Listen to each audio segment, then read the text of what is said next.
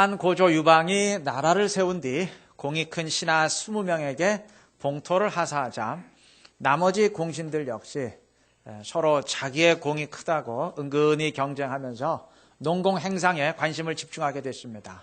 이들이 서로 웅성거리면서 분위기가 심상치 않게 되자 유방이 장량에게 조언을 구했습니다. 장량이 묻습니다. 폐하께서 그동안 가장 미워한 사람 중에 모두가 아는 사람이 누군가요? 옹치요. 그는 나를 여러 번 어려움에 빠뜨렸어. 이 사람들이 다 아는 사실이요. 장량이 조언합니다. 그러면 오늘 당장 옹치에게 벼슬을 내리고 상을 내리십시오.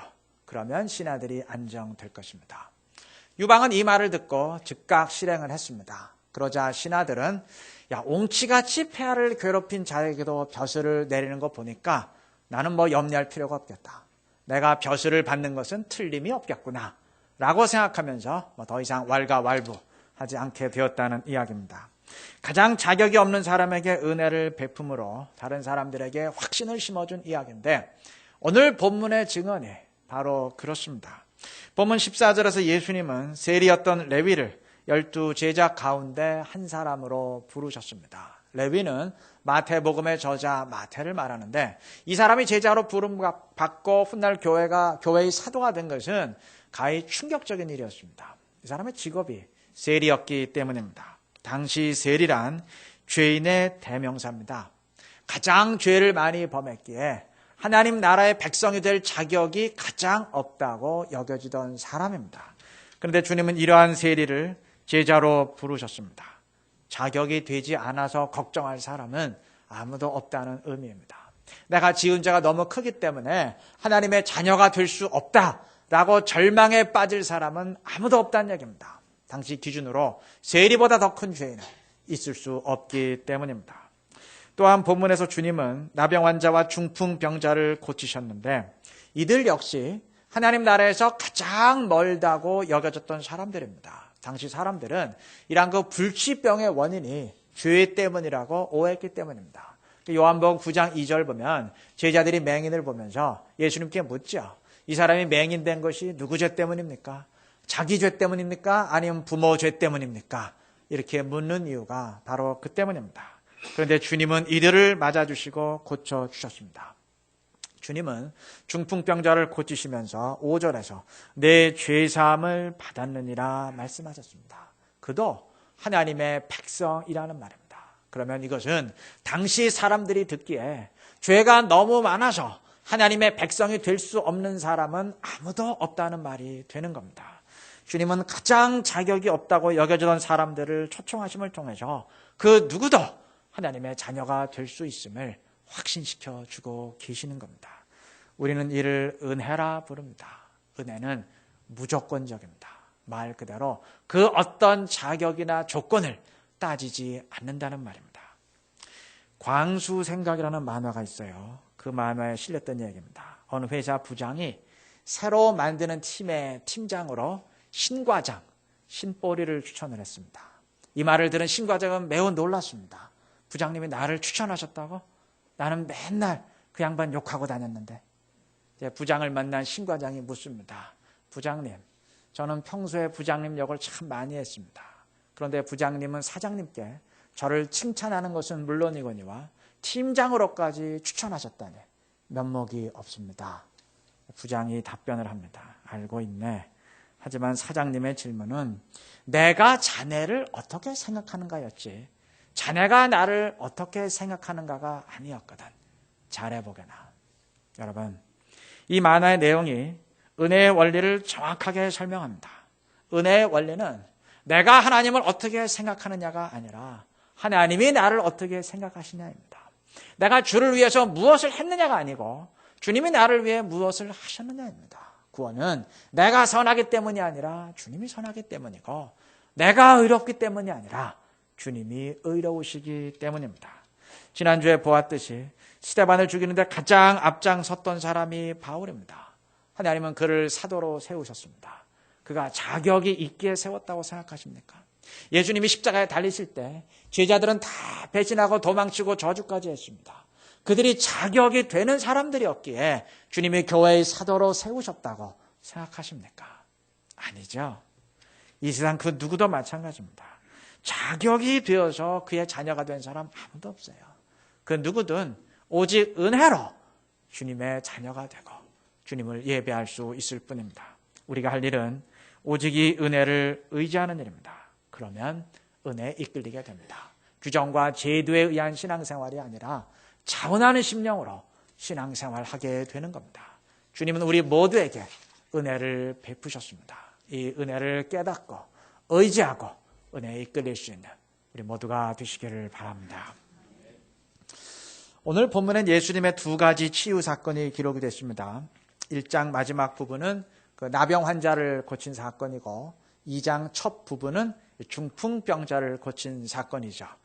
주님이 나병 환자를 고치시면서 한 가지를 당부하셨습니다. 44절 보면 삼가 아무에게 아무 말도 하지 말고 그랬습니다.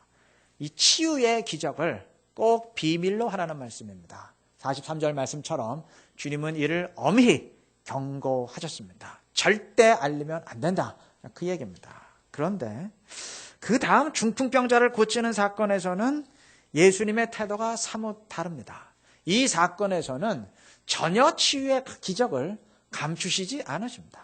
발 디딜 틈이 없을 정도로 사람들이 많이 모였는데도 주님은 공개적으로 모든 사람들이 다 보는 데서 병자를 고치셨고 뿐만 아니라 한술 더 떠서 사람들이 묻지도 않았는데도 이러한 치유의 능력을 행하는 이유가 무엇인지까지도 의도적으로 밝히십니다.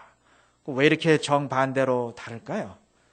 사역의 방향이나 전략이 수정되었기 때문이 아닙니다. 첫 번째 사건에서 모든 것을 비밀로 하라고 엄히 경고하신 것은 사람들이 예수님의 기적을 보면서 오해했기 때문입니다. 이들은 예수님의 기적을 보면서 야, 저 능력을 보니까 분명히 지금 우리를 식민 통치하는 로마를 몰아내고 다윗 왕조를 회복시킬 메시아 맞다. 이렇게 정치적인 메시아로 오해하고 구름대처럼 몰려들었어요. 그러니까 예수님은 점점 이러한 오해가 증폭되는 것을 막기 위해서 의도적으로 기적에 대한 소문을 차단을 시킨 겁니다. 자, 그런데 이렇게 소문의 확산만 막아선 오해를 시정할 수가 없죠. 사람들이 잘못 생각하고 있다면 잘못된 사실의 유포를 막음과 동시에 또 진실이 뭔지를 알려야 되지 않습니까? 자, 그래서 중풍병자를 고치는 사건에서는 주님이 치유 기적을 행하는 이유가 무엇인지 이 정확한 사실을 의도적으로 알리는 거예요. 그래서 5절에서 내 죄사함을 받았느니라 밝히셨고 10절에서도 다시 한번 인자가 땅에서 죄를 사하는 권세가 있음을 알게 하려 하노라 하시면서 병자를 고치신 겁니다. 다시 말하면 내가 치유의 기적을 행하고 있는 이유는 너희들의 생각처럼 그 로마를 뒤집어 엎을 능력을 보이기 위함이 아니고 죄 사함의 현실을 보이기 위함이다 라는 것을 분명히 하시는 겁니다. 하나님이 인간을 처음 창조하셨을 때 인간은 병들거나 죽는 존재가 아니었습니다. 질병이나 죽음이 이 땅에 들어온 것은 인간의 죄 때문이죠. 주님은 죄의 증상인 질병을 내쫓으심을 통해서 내가 그분이 죄의 문제를 해결하는 분이심을 분명히 보여주고 계시는 겁니다. 12절 중반 부분은 사람들이 치유의 기적을 보고 하나님께 영광을 돌렸다고 말합니다. 이것이 주님이 원하셨던 반응입니다. 주님의 초점은 하나님의 영광입니다. 반면 사람들이 기적의 능력만 보면서 오해했을 때는 어땠나요? 기적을 행한 인간 예수에게만 집중하면서 몰려들었습니다. 하나님의 영광이 아니고 인간에 대한 추앙이었던 겁니다. 그러했기에 주님은 1장 37절 38절 말씀처럼 구름대처럼 몰려드는 군중들을 냉정히 피하셨던 겁니다. 여러분, 이러한 사실들을 통해서 우리가 알 수 있는 것이 무엇인가요? 예수님은 자신의 사역의 목적이 무엇인지, 본질이 무엇인지를 한순간도 잊지 않으셨습니다. 본질과 비본질을 결코 혼동하지 않으시면서 언제나 정도를 걸으셨습니다. 유명해지는 것, 능력을 보이는 것, 사람들을 구름대처럼 몰려들게 하는 것, 이거 다 부수적인 것들이지 그 자체가 본질은 아닌 겁니다. 만약 예수님이 그러한 것에 최종적인 가치를 두셨다면 몰려드는 사람들을 피할 이유가 없었을 겁니다. 기적의 사실을 알리지 말라고 엄히 경고할 일은 더더욱 없었을 겁니다. 아니, 오히려 더 널리 선전하라고 독려하지 않으셨겠습니까? 그러나 그는 자신의 사역의 본질을 한순간도 잊지 않으셨고, 그러했기에 이를 훼손할 우려가 있을 때 그 어떤 것이라도 과감히 제어하셨던 겁니다. 우리 모두가 따라야 할 태도입니다. 누가복음 10장 20절에서 제자들이 능력을 행하고 기뻐하며 돌아왔을 때 주님은 능력을 행한 것으로 기뻐하지 말고 하늘에 너희 이름이 기록된 것으로 기뻐하라 말씀하셨습니다. 눈에 보이는 현상에만 만족하지 말고 본질로 인해서 기뻐하라는 말씀입니다. 오늘 우리에게 주시는 말씀으로 바꾸어 말한다면, 내세울 것 조금 생겼다고, 교회 사람 좀 모인다고, 사업 좀 된다고 그것 때문에 기뻐하지 말고, 물론 그것 때문에도 기뻐해야 되겠지만 그러나 더 근본적인 거, 본질로 인해서 기뻐하라는 말씀입니다. 작은 촛불을 해보다 더 밝게 여기는 우를 범하지 말라는 말입니다. 어느 책에 이러한 수수께끼가 있습니다. 달걀을 1m 높이에서 떨어뜨려도 깨지지 않게 하는 방법이 뭔가요? 아주 푹신한 스펀지 위에 떨어뜨리는 거, 이러한 답변들이 나올 수 있는데, 그 책이 제시하는 답변은 1m보다 높은 위치에서 떨어뜨리는 겁니다. 그러면 최소한 1m 높이를 통과할 때 그 높이에선 깨지지 않아요. 신앙의 목표 역시 마찬가지입니다. 신앙생활의 최종 목적이 명예나 성공이라면 그것에 도달하는 순간 신앙은 벽에 부딪혀 깨집니다. 재물이 최종적인 목적이라면 부유해지는 순간부터 신앙은 내리막길을 걸어가게 될 것입니다. 예수를 믿는 목적은 그것보다는 차원이 높아야 됩니다. 주님이 말씀하신 본질에 있어야 될 것입니다. 그러면 부수적인 것에 도달했을 때도 그것을 그냥 통과해 가지 거기에 부딪혀 깨지지는 않을 겁니다. 뒤집어 말하면 신앙생활에 문제가 생기고 교회에 잡다한 문제가 벌어지는 것은 부수적인 것에 부딪혀 깨졌기 때문입니다. 우리 모두 차원을 높이시기 바랍니다. 지난주에 말씀드린 것처럼 차원이 달라지는 변화를 이루어 가시기를 바랍니다. 그렇게 될 때 말씀을 이루며 하나님의 영광을 드러내는 우리 모두가 될 줄로 믿습니다. 히터를 조금 낮춰주시기 바랍니다. 마가복음 2장의 본문에서 사람들은 중풍병자를 예수님께 데리고 가기 위해서 지붕을 뜯었습니다. 물론 이 행동 자체는 바람직한 것이 아닙니다. 거기에 모였던 사람의, 특히 그 집주인의 마음이 얼마나 황당했겠습니까? 그런데 문제는 이 방법 외에는 그 중풍병자를 예수님께 데려갈 대안이 없었다는 겁니다. 2절 말씀처럼 너무 많은 사람들이 운집했기 때문에 건물 안으로 들어가는 건 고사하고 그 문 앞에도 갈 여유가 없었습니다. 아마 환자를 데려온 이들은 막막했을 겁니다. 이번 기회 놓쳤다가 다시는 이러한 기회가 안 오면 어떡하나 이렇게 고민하다가 결정을 내렸을 겁니다. 그 지붕을 뜯고 수리 비용을 물어주는 손해보다 이 중풍병자를 일으키는 것이 훨씬 더 나은 일이다, 이렇게 판단을 내리고 그러한 파격적인 일을 감행을 했던 겁니다. 이들의 행동을 한 단어로 표현한다면 열망 또는 열정입니다. 지붕을 뜯어서라도, 아니 그보다 더한 일을 감수해서라도 반드시 예수님을 만나야 한다는 열망, 열정, 그리고 그 내면에는 예수님을 향한 100%의 믿음이 있습니다.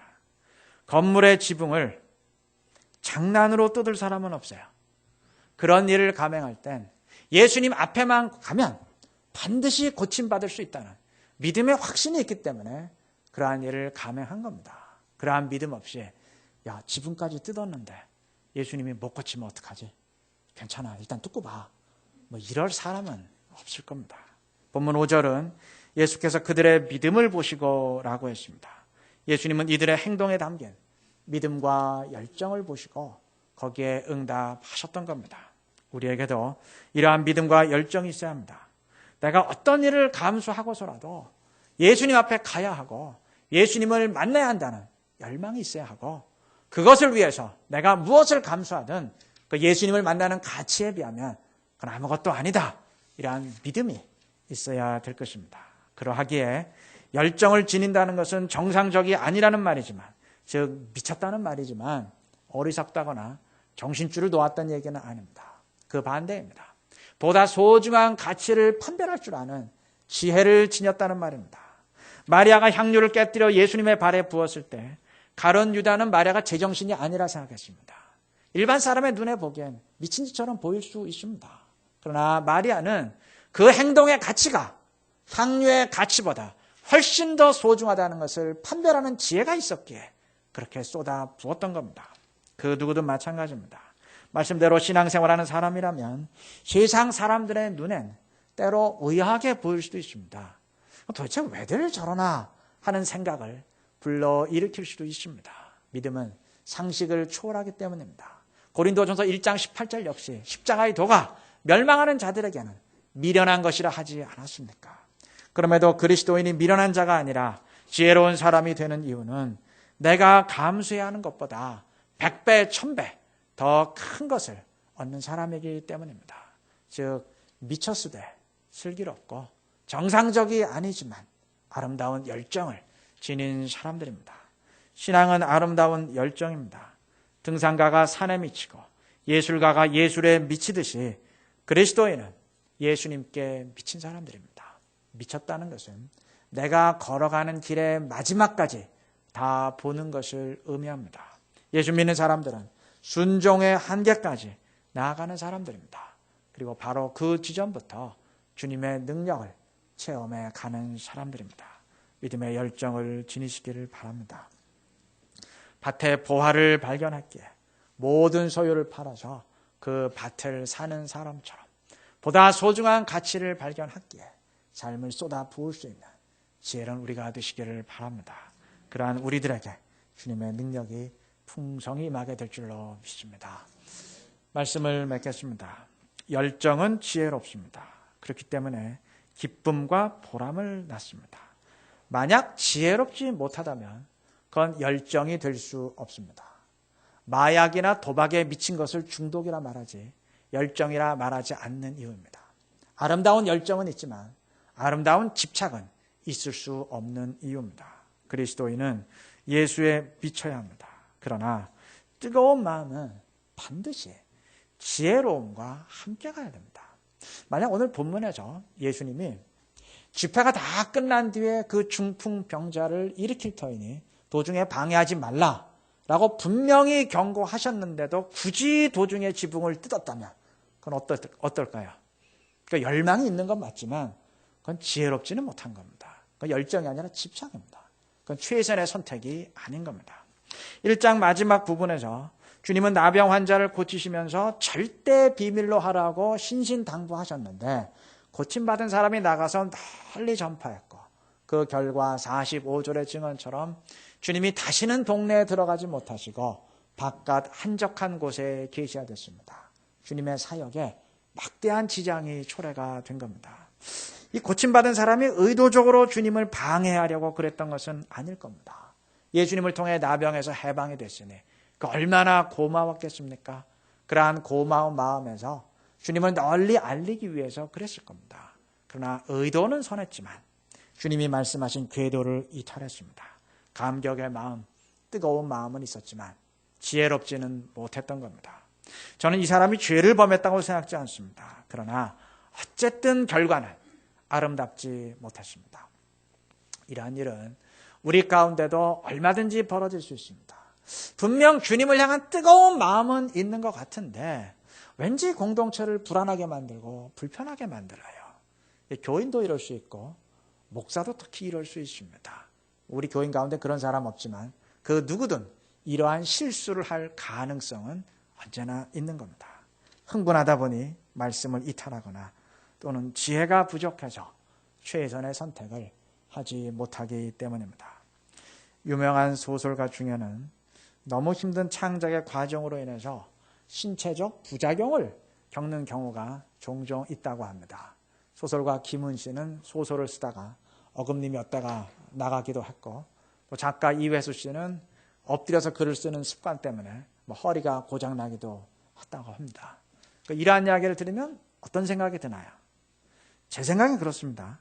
일단 자신의 일에 몰입하는 그 자세만큼은 꼭 배워야 됩니다. 그런데 그와 더불어서 몸의 나쁜 습관은 빨리 고쳐야 된다는 교훈도 얻어야 한다고 생각합니다. 엎드려 글을 쓰다가 허리에 이상이 느껴지면 그건 빨리 앉아서 쓸 일이지 그 병을 계속 키울 필요는 없습니다. 그렇게 해서 생긴 질병은 그건 결코 자랑거리가 될 수 없는 겁니다. 영적인 경우도 그렇습니다. 주님의 일을 열심히 하다가 시험에 빠지고 성령 운동하다가 영적으로 병들고 성경 공부에 몰입하다가 지식적인 그리스도인이 되고 이러한 부작용을 낳는 경우가 종종 있는데 결코 지혜로운 거 아닙니다. 어리석은 일입니다. 잘못된 방법과 습관은 빨리 고칠 일이지 고집할 일이 아닌 겁니다. 물론 이 말은 신앙에 대한 뜨거운 마음을 지닌 사람들에게 해당되는 말이지 마음이 냉랭한 사람이라면 일단 성령의 손길부터 간구해야 될 것입니다. 무엇을 열심히 하지도 않는데 부작용을 걱정할 필요가 있겠습니까? 스스로 우리 점검해 보시기를 바랍니다. 내 심령이 냉랭하다 판단한다면 일단 나에게 성령의 호흡을 불어 넣으셔서 주님을 향한 열정을 갖게 해달라고 열망의 마음을 갖게 해달라고 간구하시기 바랍니다. 그리고 주님을 향한 열망이 내 안에 있다고 판단된다면 지혜를 더하셔서 언제나 말씀의 길을 걸으며 아름다운 열매를 맺을 수 있게 해달라고 간구하시기를 바랍니다. 그래서 주님의 뜻을 이루고 그의 영광을 드러낼 수 있는 우리 모두가 되시기를 그리스도의 이름으로 축원합니다.